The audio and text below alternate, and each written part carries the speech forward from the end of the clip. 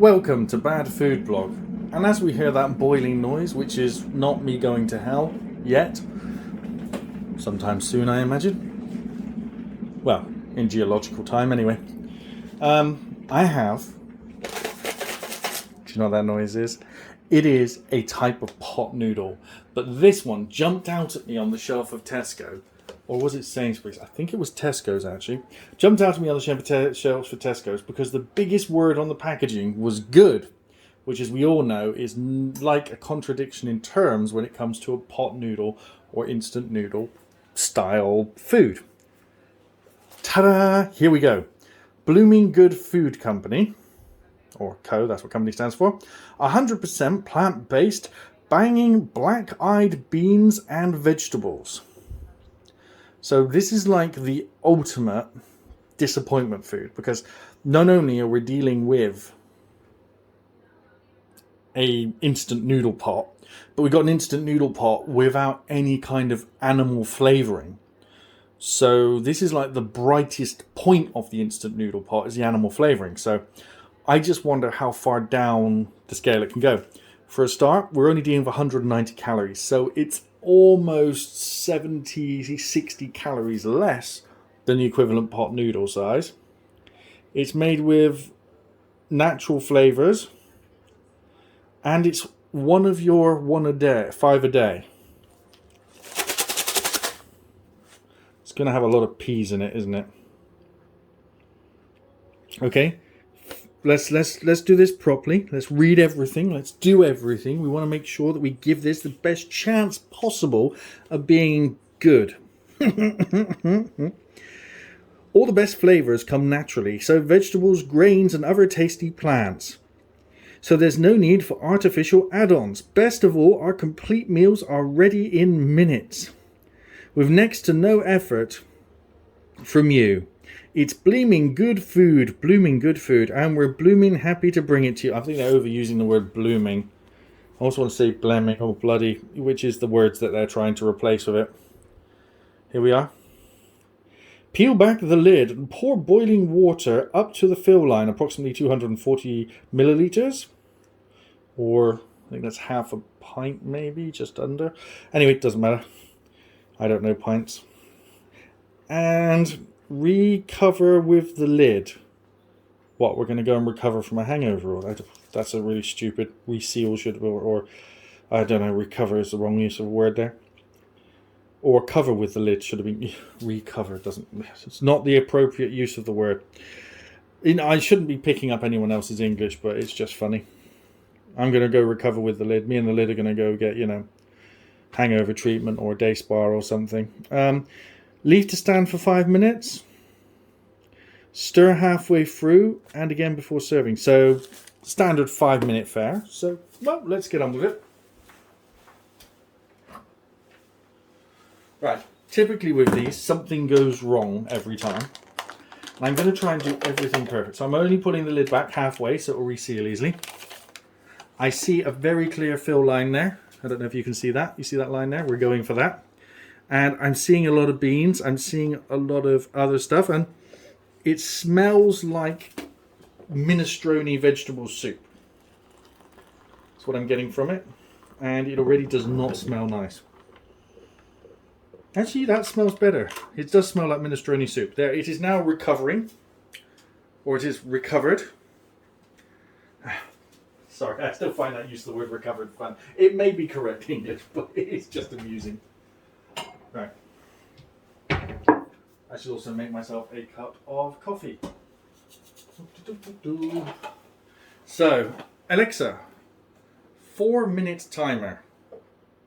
4 minutes, starting now. I'm really sorry if you have an Alexa. You're just going to have to deal with that. Alright, there's a spoon for my coffee. And to make sure we don't cause any cross-contamination, I will have a separate spoon for this work. We don't want to, accidentally cross-pollinate this plant or something. That'd be bad.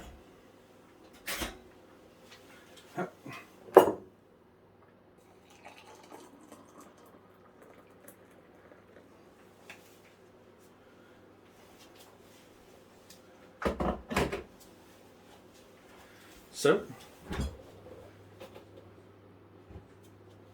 just got back from being away, so we've run out of real milk. So I have some emergency milk here, which I keep in the cupboard. It is long life milk, and so probably won't taste very nice. But it is whole milk, so it has that taste factor going for it. It's not been in the fridge long enough to be properly cold, but it will make a nice cup of coffee. I tend to keep this stuff for making ice cream and things like that, but now that I've opened it, it'll go off just like normal milk. Long life milk is a fantastic invention, but I probably will make something out of that tomorrow. And now, crimes against coffee making. I'm going to put the wet spoon in the sugar, and I don't care. You may call me a monster. I'm having 2 sugars as well. Mainly because that's instant coffee, and I have nice coffee. I have a really nice coffee here, which I've been drinking for a while now. And I'll say M&S Italian style ground coffee. A little too dark for my normal taste though. Bit of a French roast, that one. So, Alexa, how long left on the timer? You have 2 minutes left on your 4-minute timer. Okay, so that's just about the halfway point, so let's give it a stir. As is pretty normal with one of these things, I don't know if you can see this, it hasn't really filled up much more than the line I filled it to, which means that we can honestly say that the size of the packaging is nothing like the size of the food. To say it's less than half empty is totally honest, totally true, and 100% correct. One thing that is interesting though, there's no noodles in here. It is all tomato juice by the looks of it. And what I'm getting is, at the bottom, is more sort of, it's like a mush. Look at this. So this is like a dried stew. At the bottom there's massive lumps, I can feel them. They're not congealing. It might well be set by the time I get to it. It's the fill level has gone slightly below the line now. It's got sort of the consistency of a ratatouille or something. Can you see that?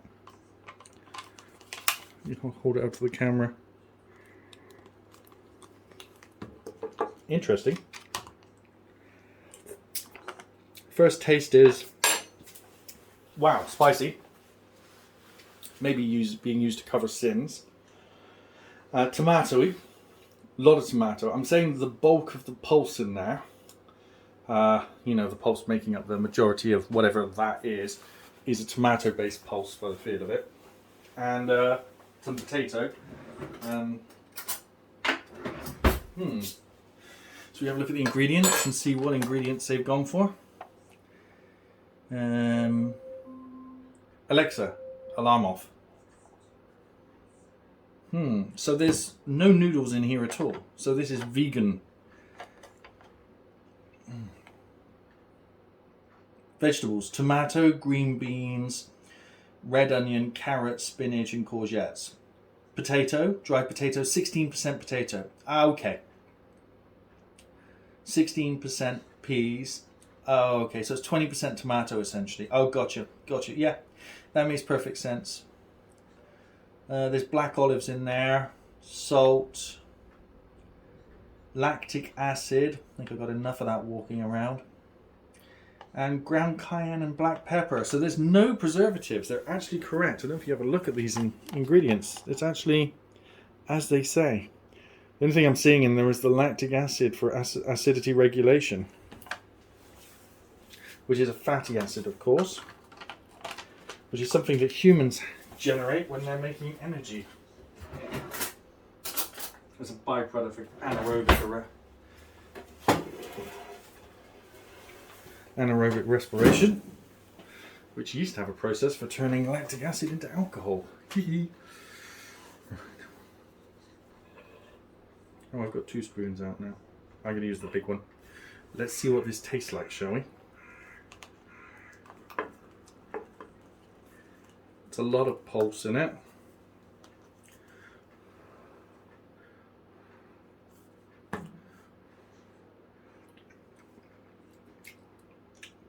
Well, there is nothing but plant in it. Oh, it's so spicy. Beyond what it should be. Definite hints of spinach in here as well, like I said. It just doesn't taste good. It doesn't taste bad for a vegetable stew, but it's not... This is completely different to what I was expecting. I was really expecting pot noodle. The dried beans haven't really... are still quite desiccated and powdery. Maybe it could have done with a bit more water, but I did fill it to the line. I think you need to stir it as you fill it and then fill it up full, because I think maybe this is a little under moisturized.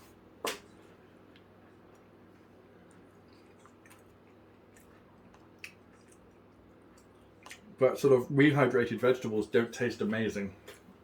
It's just a lot of tomato. I can well believe it's 27% tomato easily.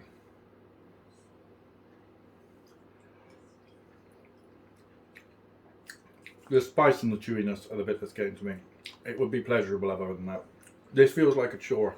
You know when you're a kid, you're told to eat your vegetables, they just taste metallic and either over or undercooked, and somehow you think if I could cover them in tomato ketchup I might get through it. It's a bit like that. That's where we are with this. That is what I am eating. That is how it feels.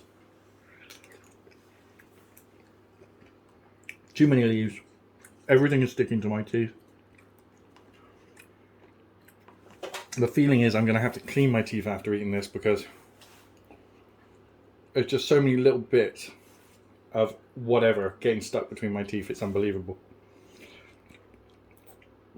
At the moment it tastes like an undercooked ratatouille, where the vegetables haven't been properly stewed. I mean, it's the most unique and interesting pot noodle I've ever had. Notice I didn't say best tasting.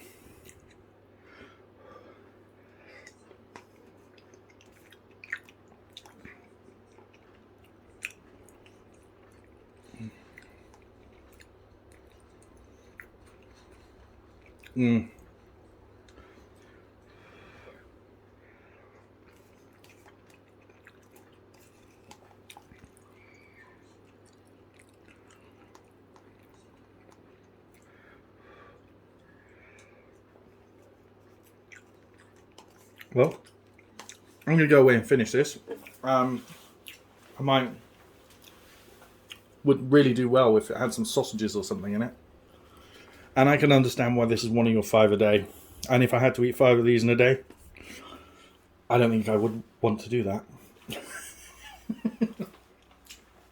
Oh, in fact, I'm going to get rid of the... It has such a sour, bitter aftertaste. Like, it has sustained not just the heat, but that taste of vegetables. You know it's good for you, right? But it just doesn't... It just lingers. Like that metallic taste just lingers. Okay. Oh, that milk does taste good. Whole milk always tastes good in coffee.